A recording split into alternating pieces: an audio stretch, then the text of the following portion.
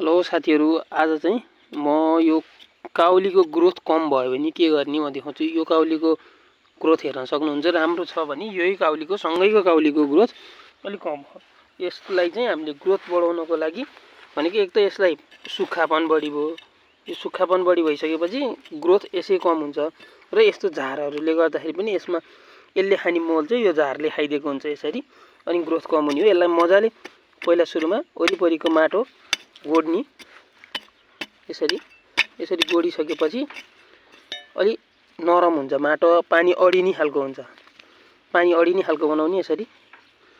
अनि यसलाई चाहिँ मजाले पानी हाल्दिने र यसलाई चाहिँ यसको आवश्यकता अनुसारको पानी हाल्दिने। यसरी पानी हालिदिसकेपछि यसले राम्रोसँग सोस्छ। यो माटो अलि खुल्लो भए पनि चाहिँ यसले पानी सोस्न पाउँछ, नत्र भए यो पानी सोच्दैन, बाहिर मात्र जान्छ। यसरी बाहिर मात्र जान्छ। यो चाहिँ खुल्ला हुनु पर्यो, पानी सोच्ने हुनु पर्यो। र यसले पानी सोचिसकेपछि यसलाई अब हामीले 3 या 4 दिनपछि यसलाई कुखुराको मल, अर्ग्यानिक मल कि त भने तपाईको युरिया, डिएपी हरू चलाउन सक्नुहुन्छ। अनि त्यसपछि ग्रोथ राम्रो देखिन्छ यसमा चाहिँ।